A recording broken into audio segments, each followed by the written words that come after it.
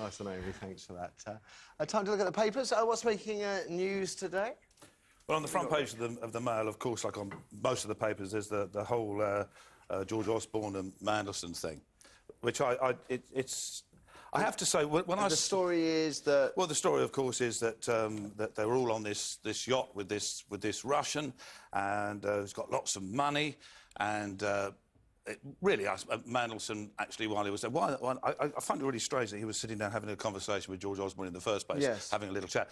And I find it amazing that, actually, Mandelson should say to George Osborne a few poisonous things about our glorious leader, because you sort of know what's going to happen. Well, it's all to do with this, the rules of the club, aren't they? The unwritten rules are that you don't release private conversations to do political opponents down, and George Osborne did. You see, so, for example, you came round to my house for dinner.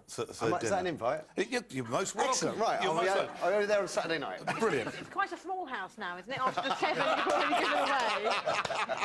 Well, we eat it's the ice cream van on the corner of my street. So we eat in the porch. If you come up for dinner, and let's just say, for example, I mean, it sounds a bit silly. I told you something about Lowri in private, and then you came on the show and you told it. I actually wouldn't go to the newspaper. I'd phone you up and say, Matthew, we're mates. We've been mates for a long time. You know, that your name's not Peter Mandelson.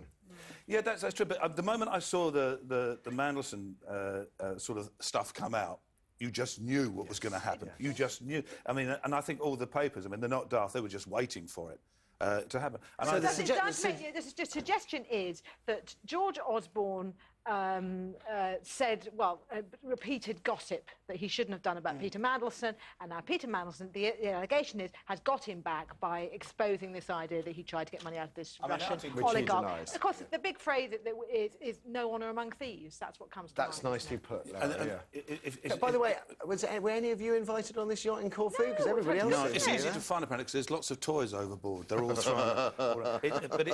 And that's all it is. You know, I just think it's so stupid. I would like to think. I mean, I met George Osborne once. You are a paid-up member of the Tory party. I am, but that's got nothing to do with it, because I don't think that George should have sort of, if he did leak the things about Mandelson, I think that was wrong. Right. And I would like, and I have met him once, only to say hello, admittedly, but I do think that because there's no money actually change hands, nothing was actually done at the end of the day. It was. I would like to think that he would come out of this, the other side, a much wiser man, because he's a clever guy. We'll talk more about George Osborne's role later on. Yeah. What else have we got? Moving on. This is in the Daily Telegraph, which is about the millions of savers face losses after insurers impose exit fees. I mean, this whole financial thing has totally bewildered me that banks and insurance companies and all sorts of lending companies and that sort of get it all wrong and have a sort of a spending spree themselves, and then we have to pay for it in various different ways. And they're now frightened of money being taken out of all the institutions. It's all the with-profits things. That's right. With-profits bonds, with-profits saving schemes.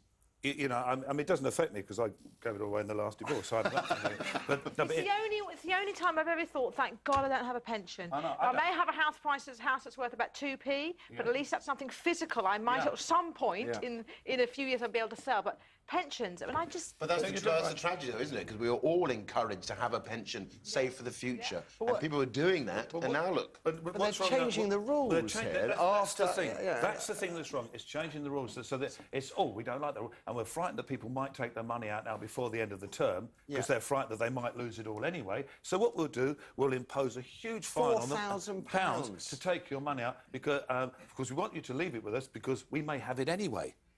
And that's so wrong. Changing the rules is the bit I object to. I think it's unfair. It's when you actually realise that it's the financial institutions that run the country, not the country. I've got an endowment from the 1980s, and it's so red-flagged. You know, every time it arrives, it's worth less than it was, and I'm still paying it. I've got one too. Yes. I have to pay for it until I'm 70. I think I've got about 5 years to go, by which time it'll be worth about a round of drinks at the pub, won't it? I've got a post office account. Have you? Very wise. I had it since I was a little boy. It's got £3 in it. There's no interest. Stephen, you're staying remarkably quiet. How is your second home? Well, that's one of my stories. I'm really quite worried about it. We're all holding hands together. That's like the audience. Yes. I have literally just bought a new house, and when I see all this doom and gloom, I'm just thinking I've just made the most ridiculous thing ever, because people are going to be laughing at me. The vendors are going to be going. You want people to laugh at you? Well, yeah, but on stage, not going. Oh, look at that idiot! He bought that house. Now it's worth £1. No, we're like the people in the water after the Titanic has gone down. We are all now clutching at wreckage. You can't really go wrong with Windsor Castle, though, can you? Now, one more from you, please, Rick. Yeah, this is the take your drink to the checkouts of shame. This is where some of the supermarkets have decided that what they're going to do is have a special row for the drink for people who just buy drink. Express checkout. When I don't mind, because I mean I'm not allowed to drink anymore, so and I'm just fed up sometimes when you're behind somebody who's bringing out bottle after bottle after bottle. So I'm very happy that they can go to another. But they reckon this is a sort of thing of shame for people. Surely it's just a quicker way. If you want to do a thing of shame, to the park with your cider. If you want to do a thing of shame, have a special checkout for the ladies that after they've got everything, get out the 300 coupons with 1p off for that one and 2p off for that. You know, and they are somebody we should admire in these current credit crunch times. We should all be using coupons. In fact, I was in Tesco yesterday using a coupon. If your ex-wives had used more coupons, you'd have a bigger smile than you have on your face today. So what did you use with your coupon then? Well, did I? No. It was a coupon that was complicated. Money off my Tesco shopping in general. Oh, really? See, that's fine.